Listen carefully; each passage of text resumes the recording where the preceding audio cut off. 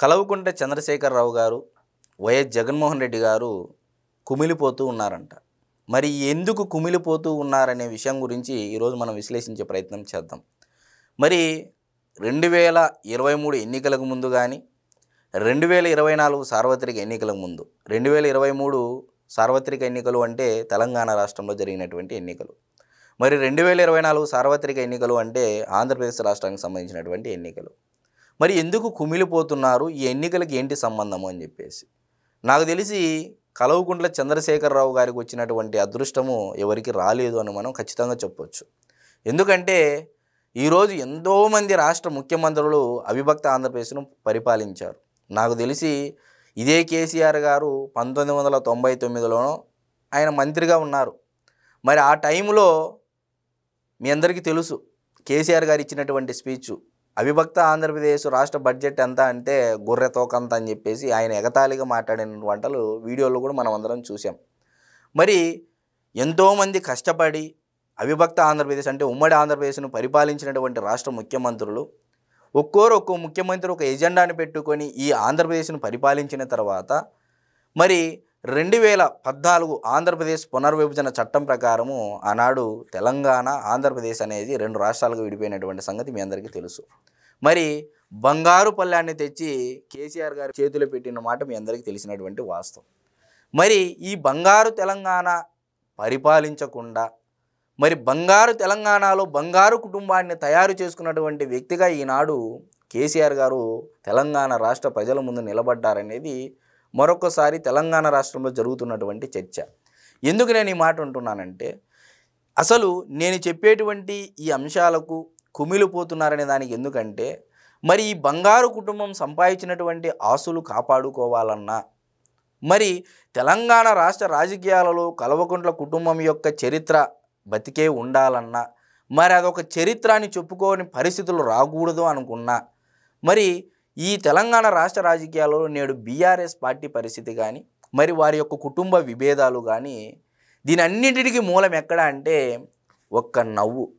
ఆనాడు మహిసభలో దుర్యోధనుడు చూసి పాంచాలి పంచుప్రతిక అనే డైలాగ్ మీ అందరికీ గుర్తుకొస్తుంది. ఒక్క నవ్వు ఒక యుద్ధాన్ని దారి తీసినటువంటి పరిస్థితులు. మరి అదే తరహాలో ఈరోజు కేవలం ఒక్క కేటీఆర్ గారి నవ్వు 4 విధాలుగా చేటు అనే సామెతను నిరూపిస్తూ కేటీఆర్ గారు చేసినటువంటి నవ్వు, ఆ ట్వీటు ఎంటైర్ తెలంగాణ రాష్ట్రంలో ఉన్నటువంటి 9 ఏళ్ళు పరిపాలించినటువంటి బీఆర్ఎస్ పార్టీ ఉనికే లేకోకుండా చేసినటువంటి పరిస్థితి ఈరోజు నెలకొంది. ఉనికి అనే మాట నేను ఎందుకు అంటున్నానంటే, కేవలము జిహెచ్ఎంసీ పరిధిలో గ్రేటర్ హైదరాబాదులో మాత్రమే బీఆర్ఎస్ పార్టీకి సీట్లు వచ్చిన సంగతి మీ అందరికీ తెలిసినటువంటి వాస్తవం. మరి ఎక్కడ తెలంగాణ మిగిలినటువంటి ప్రాంతాలలో 64 సీట్లు కాంగ్రెస్ పార్టీకి వచ్చాయి. అంటే తెలంగాణ పల్లె ప్రజలు మొత్తం కాంగ్రెస్ పార్టీకి అధికారాన్ని అప్పచెప్పారు. మరి బీఆర్ఎస్ పార్టీ 9 ఏళ్ళు మేము బంగారు తెలంగాణ, అవి చేశాం ఇవి చేశాం, దేశానికే రోల్ మోడలు, దేశకీ నేత, మరి మహారాష్ట్రలో ఉన్నటువంటి రైతులను కూడా ఎంతో పెద్ద హృదయంతో ఆదుకున్నటువంటి కేసీఆర్ గారిని సైతం 39 సీట్లకు పరిమితం చేసి మరి ఇంట్లో కూర్చోబెట్టినటువంటి పరిస్థితి. మరి ఓడిపోయిన తర్వాత అంటే దొరకనంత వరకు దొర, దొరికిన తర్వాత దొంగ అనే సామెత వినే ఉంటాం. మరి అదే తరహాలో ఈరోజు రేవంత్ రెడ్డి గారి సర్కార్ రావడం జరిగింది. వచ్చిన తర్వాత గతంలో మరి ఆయనను ఏ స్థాయిలో ఇబ్బంది పెట్టారో మీ అందరికీ తెలుసు. మరి ఇప్పుడు ఆయన కూడా చట్టబద్ధంగా, రాజ్యాంగబద్ధంగా అసలు వీళ్ళు ఏ అవినీతి చేయలేదా 9 ఏళ్ళ బంగారు తెలంగాణలో అని చెప్పేసి ఎంక్వైరీ కమిషన్లు, సిట్టులు ఆదేశిస్తే ఫార్ములా ఈ కార్ రేస్ అని, ఫోన్ ట్యాపింగ్ అని, లిక్కర్ స్కామ్ అని, కాళేశ్వరం కమిషన్ అని, ఇంకా రాబోయే రోజుల్లో ఎన్ని స్కామ్లు వస్తాయో మనకైతే తెలియదు. కానీ ఇప్పటివరకు ఉన్నటువంటి ఈ 4 అంశాల్లో సమస్త కల్వకుంట్ల కుటుంబంలో ఉన్నటువంటి నాయకులు మొత్తం ఈ కేసుల్లో చిక్కుకున్నారనేది తెలంగాణ రాష్ట్ర ప్రజల్లో జరుగుతున్నటువంటి చర్చ. మరి ఈరోజు అందితే జుట్టు, అందకపోతే కాలు అనే కాటికి పరిస్థితి అయిపోయింది బీఆర్ఎస్ పార్టీ పరిస్థితి. మరి బీఆర్ఎస్ పార్టీ పుంజుకోవాలన్నా ఈరోజు కేటీఆర్ గారు గతంలో లోకేష్ గారిని ఉద్దేశిస్తూ లోకేష్ గారితో మాట్లాడుతున్నాను, లోకేష్ నా తమ్ముడు లాంటి వాడని తెలుగుదేశం పార్టీని ఉద్దేశిస్తూ ఈ మధ్యకాలంలో తెలుగుదేశం పార్టీ భజన ఎక్కువగా చేస్తున్నారు కేటీఆర్ గారు. మరి గతంలో ఇదే ఆ ఫ్యామిలీ కుటుంబం పైన జరిగినటువంటి ఇన్సిడెంట్స్ను నేను నవ్వుకున్నంతగా ఎవరు నవ్వుకోలేదన్నట్లు కూడా ఆయన వెటకారంగా ట్వీట్ చేయడం జరిగింది. అంటే దీన్ని బట్టి క్లియర్గా అర్థమవుతుంది ఏంది, అందితే జుట్టు అందకపోతే కాలు. ఇదంతా ఎందుకు చెప్పుకుంటూ వస్తున్నానంటే కేసీఆర్ గారు ఎందుకు కుమిలిపోతూ ఉన్నారంటే అనవసరంగా నా కొడుకు నా కూతురు చేసినటువంటి తప్పులకు గాను నేను కూడా చంద్రబాబు నాయుడు గారిని ఉద్దేశిస్తూ చేసినటువంటి మాటలకు గాను కర్మ ఫలితం నాకు దక్కింది అనే ఒక బాధలో ఒక పశ్చాత్తాపంతో కేసీఆర్ గారు ఫామ్ హౌస్లో కుమిలిపోతున్నారని చెప్పేసి చాలామంది మీడియాలో కూడా నిన్న మొన్న కూడా వేరే వాళ్ళు వీడియోలు చేయడం జరిగింది. దాన్ని ఉద్దేశిస్తూ కూడా మనం ఎంక్వైరీ చేస్తే వచ్చినటువంటి అంతర్గత సమాచారం అని చెప్పేసి ఆ జర్నలిస్టులు చెప్పడం జరిగింది.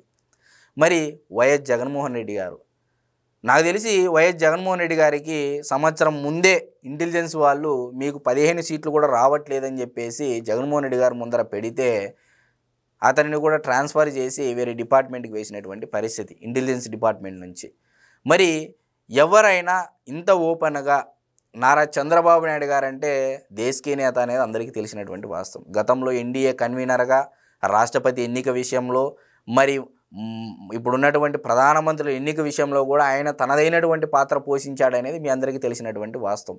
మరి అటువంటి వ్యక్తిని ఎవరైనా ఎలక్షన్లకు ముందు అరెస్ట్ చేసేటువంటి సాహసం ఎవరైనా చేస్తారా? మరి ఇది తెలిసి కూడా జగన్మోహన్ రెడ్డి గారు ఎందుకు చేశారు అంటే కేవలం ఒంటెద్దు పోకడల నిర్ణయాల వల్ల అనేది ఈరోజు వైఎస్ఆర్సీపీ పార్టీ కార్యకర్తలు భావించేటువంటి పరిస్థితి. మరి నారా చంద్రబాబు నాయుడు గారు అరెస్టు, యువగలం పాదయాత్ర కూడా అడుగడుగున నారా లోకేష్ గారిని అడ్డుకోవడము. మరి చంద్రబాబు నాయుడు గారిని అరెస్టు చేస్తే అప్పటి వరకు పవన్ కళ్యాణ్ గారికి చంద్రబాబు నాయుడు గారికి మధ్య పొత్తు లేదండి. ఏనాడైతే పవన్ కళ్యాణ్ గారిని కూడా వైజాగ్లో సంబంధించి హోటల్లో కానీ నిర్బంధించడము, దాని తర్వాత చంద్రబాబు నాయుడు గారు అరెస్ట్ అయితే రోడ్డు మార్గాన్ని వస్తే ఆయనను నిర్బంధించడం, ఆ ఒక్క రాత్రి ఆంధ్రప్రదేశ్ రాష్ట్ర భవిష్యత్తును మార్చేసిందని చెప్పేసి చాలామంది మనం మీడియాలో కూడా చూసే ఉంటాం. రీల్స్లోనో, ఫేస్బుక్లోనో, ట్విట్టర్లోనో, వాట్సాప్లోనో చూసే ఉంటాం. మరి ఈరోజు పవన్ కళ్యాణ్ గారు, నారా చంద్రబాబు నాయుడు గారు, నారా లోకేష్ గారు, బాలకృష్ణ గారు ఈరోజు భారతీయ జనతా పార్టీ కానీ కలిసి కూటమిలో ఉన్నాయి అంటే వీటన్నిటికీ కారణం జగన్మోహన్ రెడ్డి గారు అని చెప్పేసి ఉండవల్లి అరుణ్ కుమార్ గారు కూడా పదే మీడియా ముందు చెప్పడం జరిగింది. మరి వైఎస్ జగన్మోహన్ రెడ్డి గారు కూడా ఒకవైపు కేసులతో ఉక్కిరిబిక్కిరి అవుతున్నారు. మరి మద్యం scam almost all Jaganmohan Reddy గారికి అడుగు దూరంలోనే ఉంది. ఆల్మోస్ట్ ఆల్ సునీల్ రెడ్డి గారి వరకు వచ్చేసింది, ఎస్టాబ్లిష్మెంట్ అయ్యింది, మనీ ట్రయల్స్ జరిగాయని చెప్పేసి మనం మీడియా కథనాల్లో చదువుతూ ఉన్నాం. మరి జగన్మోహన్ రెడ్డి గారు కూడా ఇప్పుడు బెంగళూరు యలంక ప్యాలెస్లో కుమిలిపోతున్నారట అని ఒక అంతర్గత సమాచారము మీడియాకు అందినటువంటి వాస్తవం.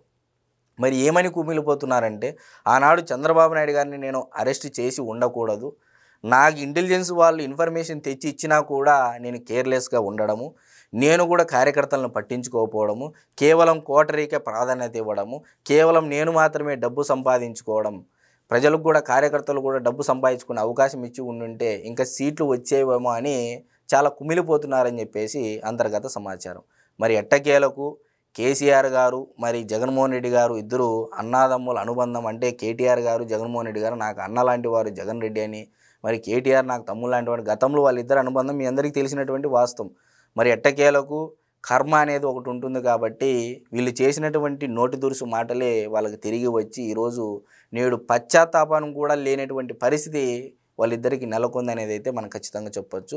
సో ఎట్టకేలకు ఇప్పటికైనా రియలైజ్ అయ్యి రాజకీయాలలో శాశ్వత శత్రువులు, శాశ్వత మిత్రులు ఉండవు, అలాగే రాజకీయాలలో హత్యలు ఉండవు, ఆత్మహత్యలు ఉంటాయి అని చెప్పడానికి ప్రధానంగా వీరి యొక్క ఉదంతాలే, కేసీఆర్ గారి ఉదంతము, జగన్మోహన్ రెడ్డి గారి ఉదంతమే మనం ప్రత్యక్ష ఉదాహరణగా చెప్పవచ్చు అని అయితే మనం ఖచ్చితంగా చెప్పొచ్చు.